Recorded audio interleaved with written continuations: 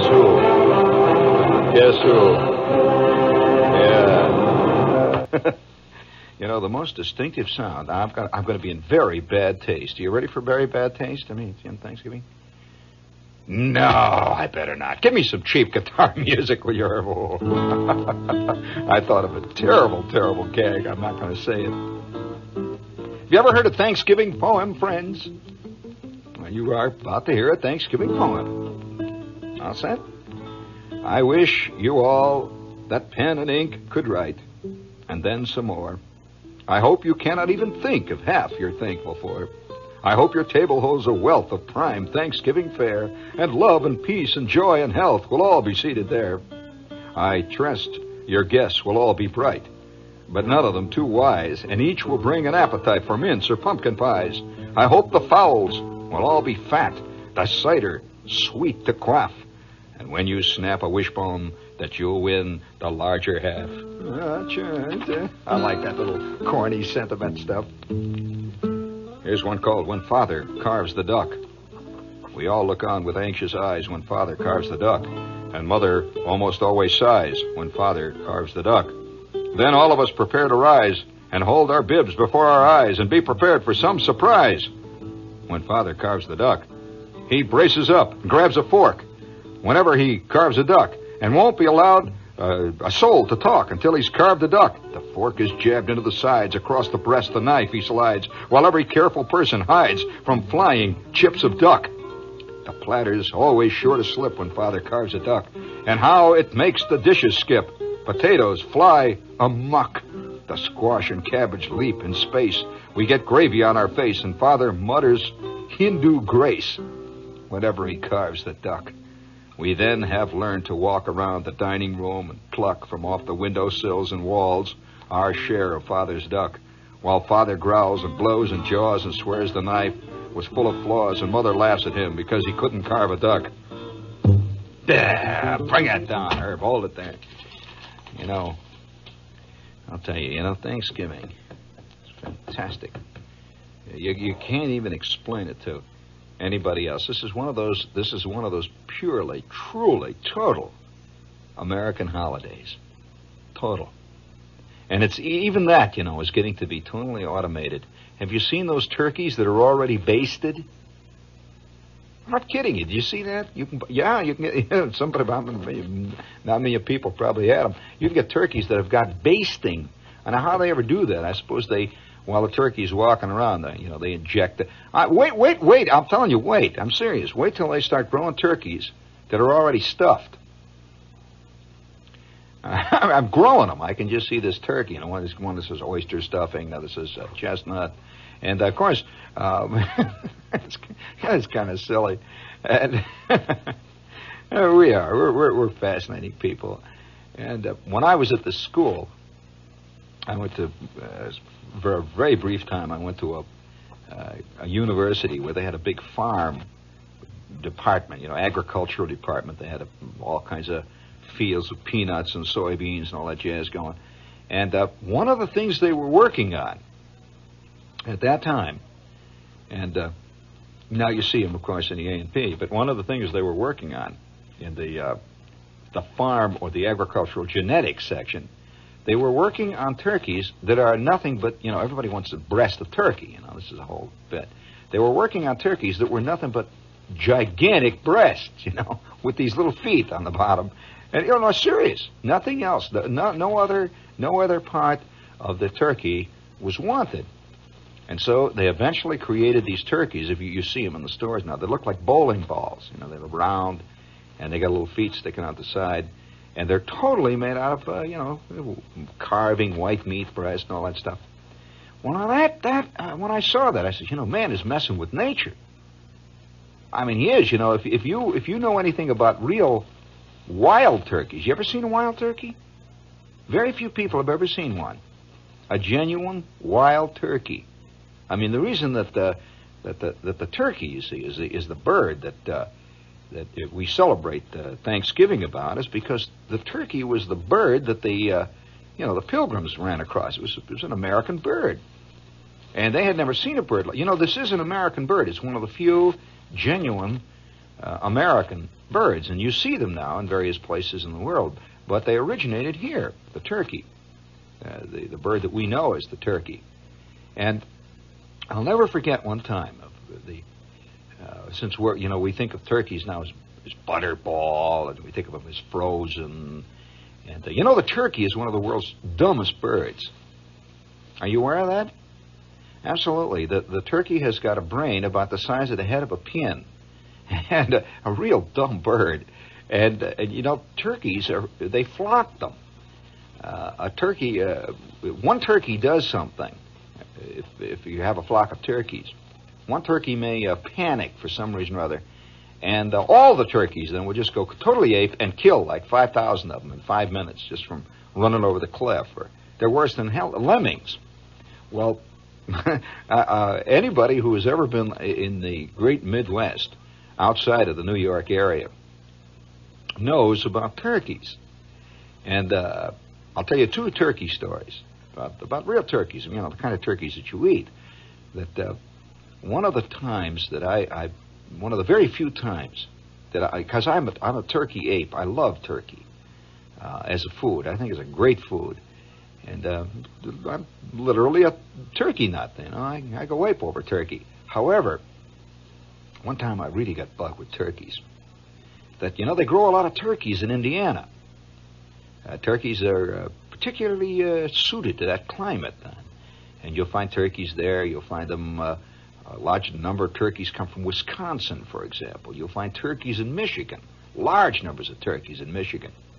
Now, a turkey is not grown the way you grow chickens. Most people think of a turkey as a kind of a big chicken. Oh no, a very different breed of cat, I'll tell you. And there's a couple of kinds of turkeys, but I remember one night, I'm in a hurry. And I don't recall where I was going, but I was in a hurry. And I'm in a car. Got it? And it was a cold, dark night. It's about this time of the year. It's Indiana. And this is a sight of turkeys you never see. And I'm driving. I say to myself, well, I'm going to make a shortcut, see, and I'm going to come over there, and I know this road, and I'm going to go down that road, and I'll cut off a half an hour, see. So I'm driving like mad. I've really got to get to this place. And to be honest with you, it involved a girl, in case you're interested. I mean, this is the kind of mad, boy, when you get mad over a chick. I mean, that's bad mad, that's a bad one. So I'm, like hurrying over to this place, and it's dark, and it's cold, and I'm in my Ford, and I'm about 18 years old, and I'm really, got to see this girl. I'm driving through this road, when all of a sudden I see a light ahead of me. It's just right in the middle of the road. I see this light. So I start slowing up. I figure there's a car stopped there, and it's a narrow road. It's about a lane and a half. These asphalt type roads that you see in the country. And I see this light, and it's cold. It's slightly raining. It's a miserable, crummy night. And I see a light, so I slow up, and I see ahead of me a great dark mass on the road, just sort of stretching endlessly. And in the middle of this great dark mass is a man. And he's carrying a lantern. He's got a light. He's got one of these Coleman lanterns. These Coleman lights, real bright things, see? And I can see the light is casting a round shadow all around. You can see almost maybe a circle around him of light, maybe 10, 15 feet around him. And it was this insane, wild-looking, almost, it was like out of a monster movie. This apparition, that all around him is this writhing, moiling crowd of turkeys that he is walking along the road with. They heard them, and he's taking them somewhere. And you could see this white light from the Coleman lamp playing on these turkey heads. Now, a turkey is not a beautiful bird from the neck up. He kind of looks bad, and he's got these red wattles hanging, and the comb and all that stuff, and his eyes. And the eyes, there's a certain maniacal, strange quality to turkey's eyes. And with the light, wait until later. With the light hitting the eyes of these turkeys, you could see them glowing. you know how certain animals' eyes will glow in the dark? Well, I don't know whether you've ever looked at a turkey eye in the dark, friend. A turkey eye in the dark, I'll tell you, is enough to make you swear off anything. I mean, it was well, I pull up, you see, and here's these turkeys, and they're all sort of moving like a great mob of ants or something, and they all stay together, very close, tight-knit thing, see. And they're going, that is why, you know how turkeys go. That's the sound of a turkey. And they're calling back and forth in the darkness. Well, I stop, see, and here's the farmer. He's just walking along with his turkeys. He must have had 7 trillion of these babies, you know. Well, I decide what I'm going to do is I'm going to back up. He says, right away I thought, holy smokes, I'll never get through here, you know. I'm not going to go driving over the fields with the forge, you know, busting the axles and all. I can't get around them. The turkeys spread out on the shoulders of the road, and yeah, it was just like getting behind some herd of warthogs or something. So, you know, so like, and I say, I'm going to turn around. Well, I see in my rearview mirror, I see another light. Well, I start backing up, and I hear somebody hollering. I hear this voice, hey, look out, oh! And I look out, I open the door, and I look back at me, and behind me is the beginning, like the avant-garde, of another herd of turkeys. Some other farmer, you know, these 2 guys apparently are driving them down in 2 great big herds, and the guy has just joined the crowd, and there I am stuck. I am stuck between 2 herds of turkeys. Well, now, one thing about the turkey, friend, if you don't know anything about turkeys, you're going to learn something about turkeys. The turkey has a mind of his own. What there is of it, it's his own. And he just doesn't. If he doesn't want to move, he doesn't move. And if he wants to do anything, you know, he'll do it. And so these turkeys are walking ahead of me, and they do very leisurely. They mess around. One would stop, and as soon as one would stop, that would give the idea to the last 428 turkeys that it's stopping time. See, then they'd all stop. And then the guy would come back and he'd holler at them in turkey talk. Woo, woo, woo. And then they'd start moving. Then they'd look. Then they start moving sideways. Then they'd move the rest back and forth. They go, these turkeys. And once in a while, one of the turkeys, you see, would a big tom turkey. You know, they had these fantastic tails occasionally. Now, they only open that tail. That big tail opens up like an enormous fan. You've seen pictures of them. Well, the only time they open that tail up is when they see, let's say, a lady-type turkey showing up, see, that looks kind of good to them, see? So they open up this tail, and then they start showing off. Are you aware that tail is all part of the big act? That reminds me, this is WOR New York. Hit the button, will you please? Tonight, instead of the usual before dinner, how about a Dubonnet before dinner? Before, that's the time to think about some Dubonnet to drink. Before's the proper time of day to have yourself a Dubonnet. Before, yeah, before. It's the time before for Dubonnet. Tonight, before you fix the usual, before you settle down with the same old thing, have a Dubonnet instead.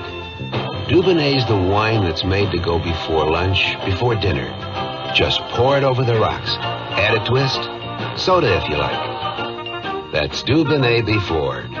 Made to make what comes after that much better. Before, yeah, before.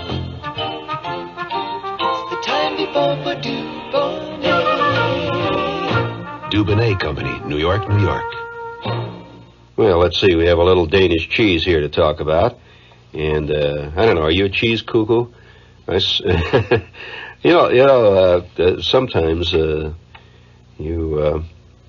talking about cheeses, sometimes you get too involved in names and not enough in cheese. But nevertheless, if you've never tried good Danish cheese, the Danish Denmark Cheese Association here has some great cheeses I'd like to recommend. Let's see, Esrom, Thibaut, Danbo, Samso, Havarti, Danablu.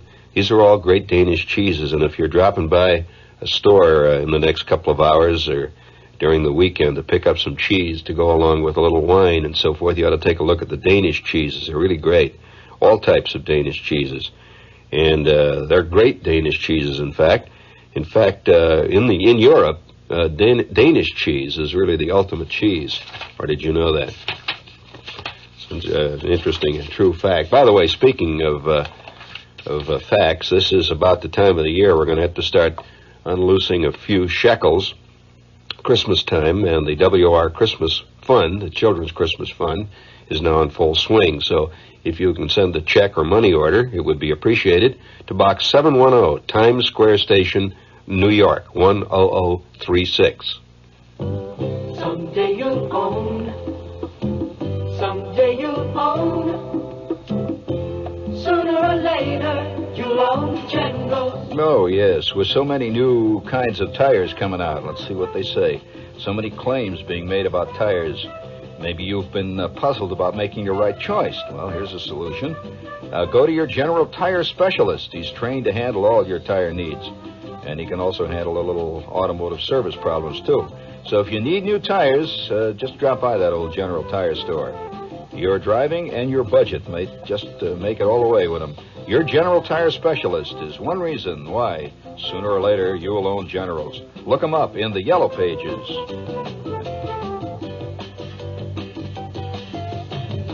Someday you'll own. Someday you'll own.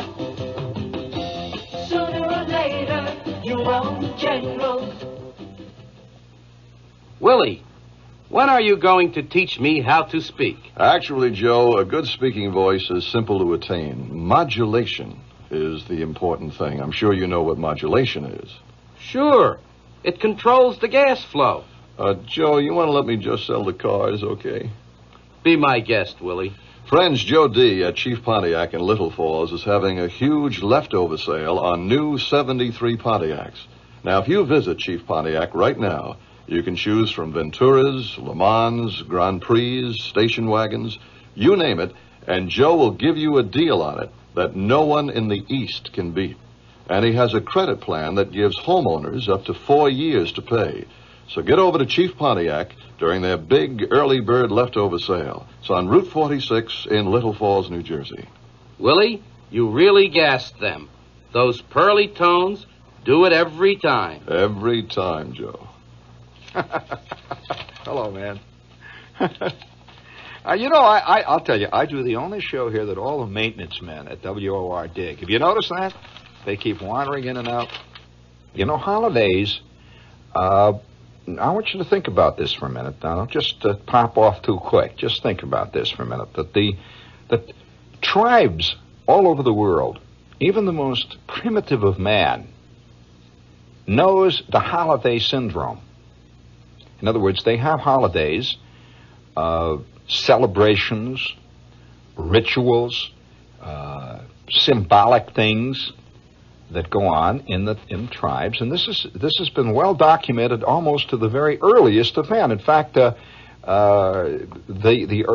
more primitive the man, the more symbolic he often tends to be. So he leads one continual holiday. I mean, and yeah, he's celebrating one continual feast day after the other, until ultimately there's no time to go out and fix the shoes and clean up the backyard and clean out the basement and all that stuff, because you're constantly getting ready for some giant celebration. You're cooking up the symbolic snail that you eat on this particular holiday.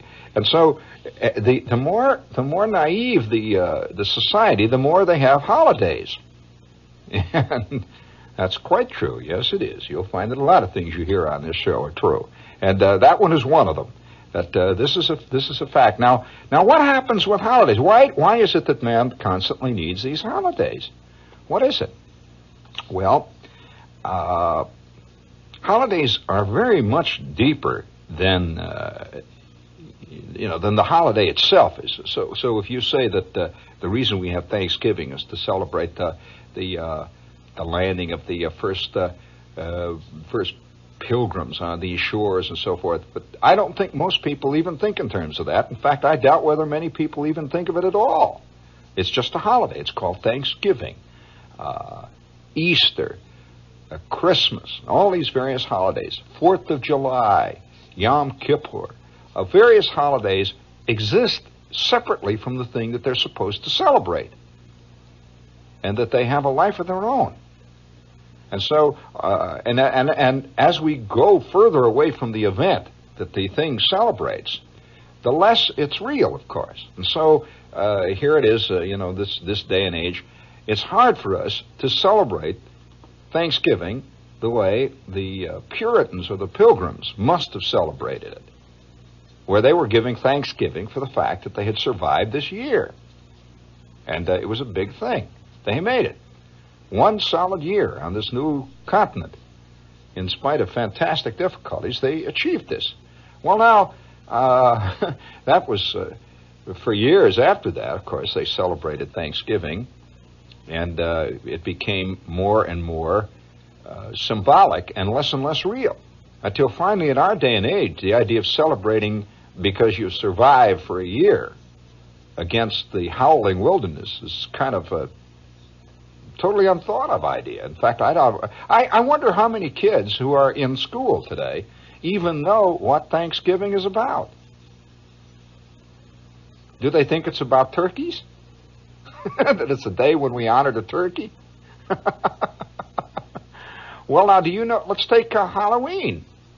You know that Halloween is an interesting idea, that most people who celebrate Halloween,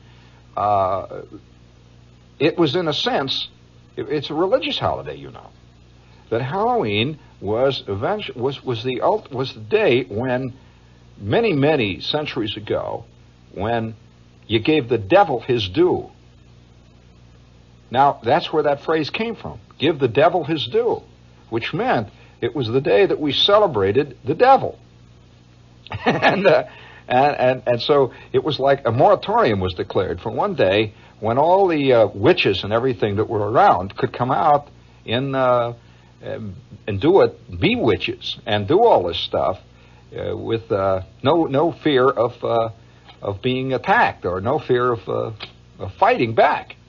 And so that was Halloween. Now, most people don't know they think Halloween is about candy, or it's about false faces, or all kinds of crazy things. So ultimately, you take Christmas now. There's a good example of a symbolic holiday. That Christmas, of course, we all know what it originally stood for. But today, Christmas seems to be about to people gift giving, and somehow they got the idea that Christmas has to do with children. Well, it had really nothing whatsoever to do with children, other than the fact that it supposedly celebrated the birth of this Savior child in this particular belief, but it wasn't about children. And so today people will just glibly say, "Well, what is Christmas about? It's about children." No, it isn't. It's not about children anymore. It's about ancient old men or old crones or teenage girls. It's not about anything. It's about a thing. It's about a concept. And so this is true of practically every holiday. It becomes very symbolic. The bigger the holiday, the more important the holiday, the more universally it's celebrated, the more the suicide. And why? Well, because a lot of reasons why. And that's much beyond the scope of this particular course at this point. You know, you want to hear what happened? Oh, you want to hear the rest of the story, huh? About the turkeys? Well, I tell you, I want to tell you this. You know, this chick is waiting for me in the next town. And ahead of me, here's this mob of 4,000 angry, bugged, walking around turkeys, and they loiter. I mean, there's nothing like a turkey for loitering. They just don't seem to have any purpose in life. They mess around, and one of these big turkeys, he's got the big tail all opened up like a big fan, and he spots a fantastic chick turkey on the other side, and yelling and hollering, and all the other turkeys run over there, and then they go back again, and then he lowers his fan. There I'm sitting behind, and in the rearview mirror, I see this other crowd of turkeys coming up, and the guy's yelling. He says, "Don't back up. Watch out, Mac. What do you think you're doing?" Well, I sat there, and these turkeys that were coming up behind, it must have been like the Red Sea parting. these turkeys coming up behind sort of just went all around the car. You know, they just like a great big river. And I started to edge forward, you see, following the other turkeys ahead of me. I'm not going to stay here all night. And before I knew what happened, I am in the middle of a gigantic turkey flock.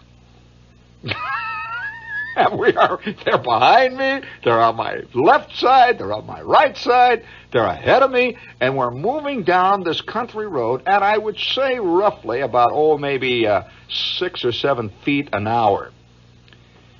And all around me, and one turkey got caught under my differential in the back, and we had to get out and pull him out. They're going under the car. You know, they're very dumb, you see. Yeah, he thought it was the sky. He's caught under my differential. You know, they're going... I could hear him under my floorboard. Now, one thing you probably are not aware of turkeys. Turkeys en masse have a they're extremely gamey. That's all I got to say. And they're very, very gamey. And furthermore, they're very uninhibited. I mean, their personal habits are not... exactly the kind of personal habits. And so these turkeys are all around me. I'm driving forward, and it's like it's like a surrealistic nightmare, surrealistic dream. And the farmer ahead, he's waving the lantern. The guy behind me, he's got his lantern. And the entire entourage moved over the landscape like a scene out of an Ingmar Bergman movie. The turkeys. Well, the turkeys are quacking, and I'm sitting in the car quacking. And we're moving out, and it must have been like an hour and a half. We finally get to the end of this road. Well, I'm going to wait, see, which way the turkey's going. It was a T road. Now, have you ever seen, the T road where the main road, which we were on, splits off, and there's 2 roads go off in either direction, see? And I'm saying to myself now, I'm going to see which way these guys are going to turn with the turkeys. And when they go that way, I'm going to go the other way. Well... the guy in the front turns right. The guy in the left turns left. There I am stuck. 2 flocks of turkeys. One crowd is going east. The other crowd is going west. I got my choice. It's either that or drive over a pumpkin field, which was straight ahead. Well, I drove up behind this turkey guy. I was so bugged. I'm all dressed up. It's been like an hour and a half behind these crummy turkeys. I got so bugged, I did something which even to this day, I'm sorry for doing it. I came right up behind them. And all these turkeys, they're walking along, the funny look on their face, and their bills are going, and their eyeballs are spinning. They're going... I drove right up behind them, and I put my hand on the horn, and I went, wah! Well, I'll tell you, friends, have you ever hollered fire in the middle of the Saturday night feature down at the Bijou with everybody sitting there? These turkeys blew their cork. The air is full of turkeys. They flap their wings, and they're landing on the top of the Ford. They're on my hood, and they're all, I see this guy running around, he's got his lantern, and he's hollering. And if you've ever heard a farmer swear, friends, I'll tell you, they know languages that stevedores don't know, because you see, they're with the barnyard. They know a lot of stuff. So he's running around. These turkeys, it's like a gigantic rain of turkeys. They're landing on the car. Well, I sat there. I really blew it. I really blew it this time. And these turkeys were so bugged, they wouldn't move. They're sitting on the fenders. They're sitting on the running board. There's one turkey in the back seat crying, and they're all up in the air. I sat there. Oh, my God, these turkeys. What am I going to do? And the guy looks in, and he says, well, all right, wise guy. Now look what you done did. We're going to sit here all night till them damn turkeys decide they're going to start moving again. And you know what happens? Them turkeys, when they get scared, they just won't move. Dum-da-dum-bum. I said, well, I was trying to turn around and my elbow hit the horn. He don't give me none of that. And this turkey is just sitting there on the hood looking into the window at me.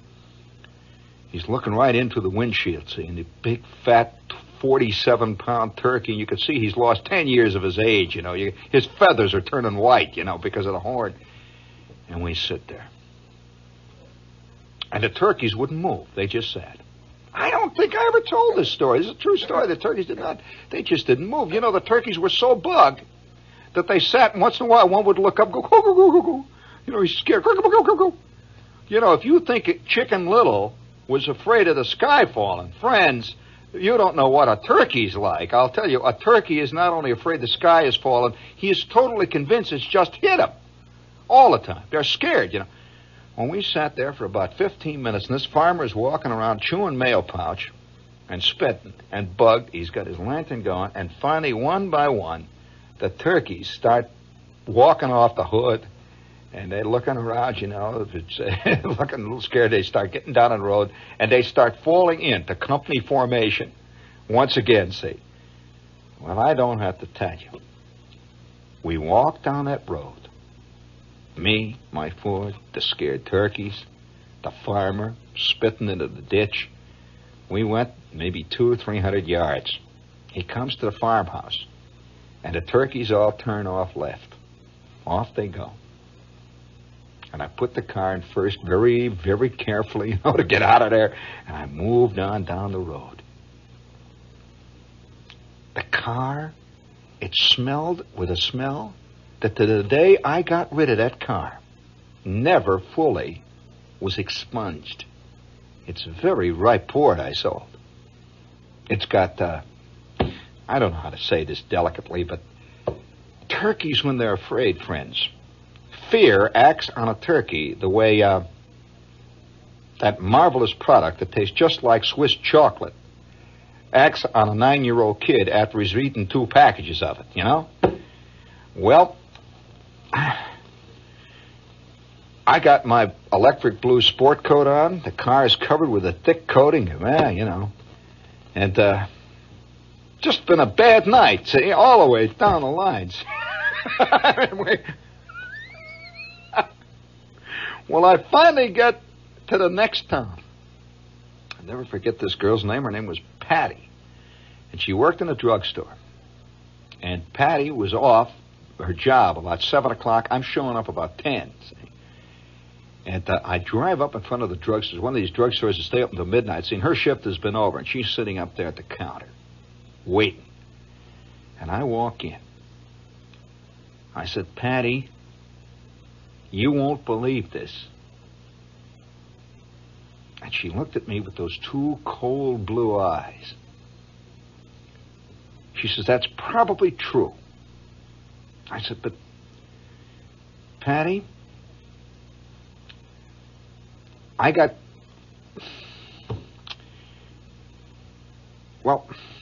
Patty, come out to the car and we'll talk. I got an inspiration, see. Well, we left Fifield's drugstore. We went out, and in front of Fifield's drugstore was my car. My car looked like a chicken coop with wheels. I said, Patty, now I was going to tell you the truth, and I'm going to tell you the truth. I got trapped by 7,550 turkeys. And she looked at my car. The feathers are still falling off. 3 turkeys have sat on my shoulder, you know, during the melee.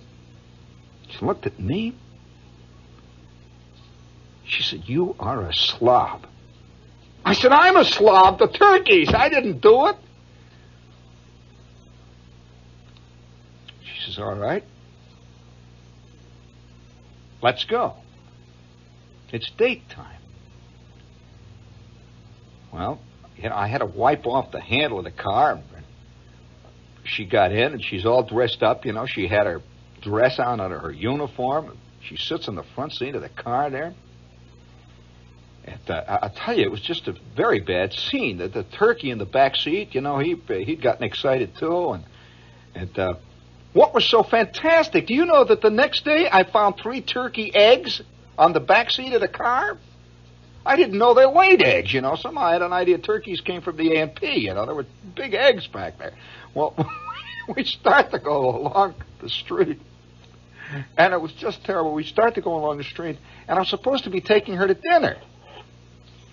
And we pulled up in front of this place where they had the dinner, and I got out, and it was just terrible. Everything's going downhill. We walk in, and what do you think they had as the special that night? I don't even have to tell you. That night's special was turkey with stuffing. One of my friends, probably. That had ridden along with me. I picked up a hitchhiker. Well, Patty and I sat there. The car is smelling up the block. I'm sitting, and I had immediately in the restaurant, I went into the gentleman's room, and I'm wiping it off, and there's an attendant in there. See, there's an attendant sitting. You know how the attendant in the John always, he's sitting there, and he's got combs and Lucky Tiger and stuff like that, see. And I've got this stuff all over my shoulder, and he comes up, and he says, how are you, sir? I said, fine. He says, can I help you, sir? And he takes out this spot remover. He says, what is that? They ask you when they're taking a spotter, what is it, see? And I says, well, he says, well, what is it? It looks like, he says, it can't be what it looks like. I said, it is. He says, chickens? I said, worse than that. He said, what do you mean, geese? I said, no, worse than that. He said, well, what is it? Guess. What is it? I said, turkey. He says, turkey? He doesn't ever come out. Did you know, friends, it never comes out? That's right. Right now, today, I've got a turkey spotted sport coat in my closet. And if turkeys ever really come back as a decorative item, I'm ready. And so ever since, would you give me a little romance? Give me, that's it. There you go, see. Ever since that time, friends. Yeah.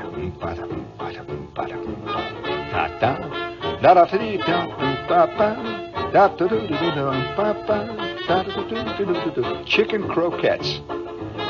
Yeah. Turkey meatballs. That's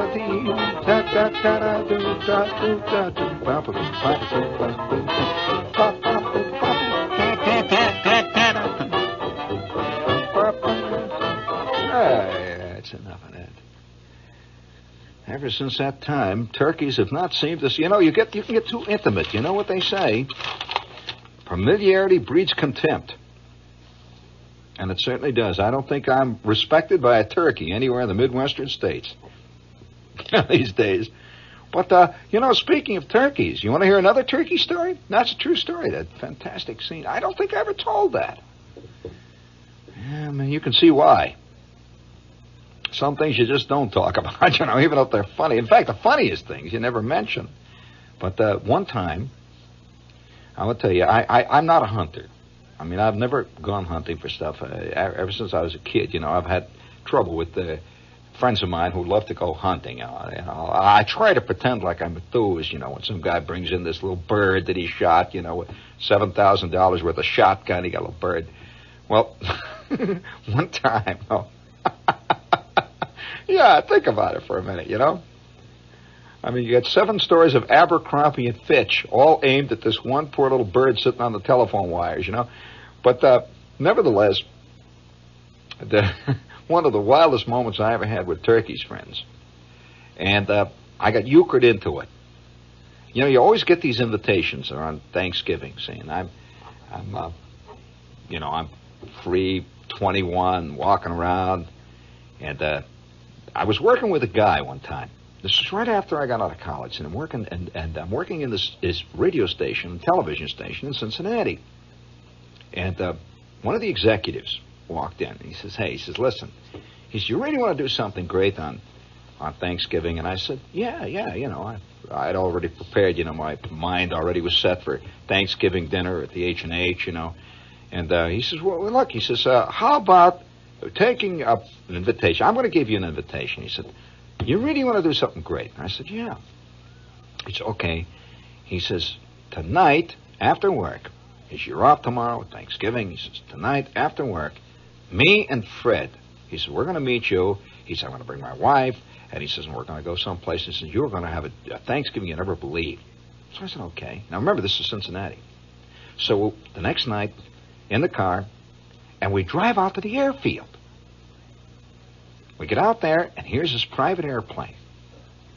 And 6 of us get into this plane. You got a pilot, and they fly. We fly straight south. And I keep saying to Fred, I said, Fred, where are we going? He said, you wait. Fantastic. We fly south. We're flying about 2 hours. We land in an airfield in Tennessee. And 20 minutes later, I am wearing a canvas suit. I'm in the deep woods. And I'm hunting for wild turkeys. And I can't get out of it, you know. I mean, it's such a big thing. After such a big celebration, you know, and the whole thing, you can't say to the guy, get out, you know, you've flown 7,000 miles. And now I am sitting in a bramble patch. And we're on the edge of a swamp in the deep, dark mountain fastnesses of Tennessee. This is strictly Snuffy Smith country. And I saw, you know, a lot of these big, tall, skinny natives walking around with white lightning over their shoulders. And we got a guide who's one of those guys, you know, he kept spitting into the jug and then drinking. You know, just, I'm telling you the truth, you know. Oh, that adds a little bit. So we're sitting, I'm sorry, this is life. You're alive. So we're sitting in the middle of a bramble patch. I am, and I've got this shotgun. And they have told me that the turkeys go by here. You know, the turkeys walk by, like you're hunting deer, you see. They wander around. And he says, you stay right here and don't move a muscle. Be very quiet. And so everybody is spotted out there in the blinds, and we're waiting, see.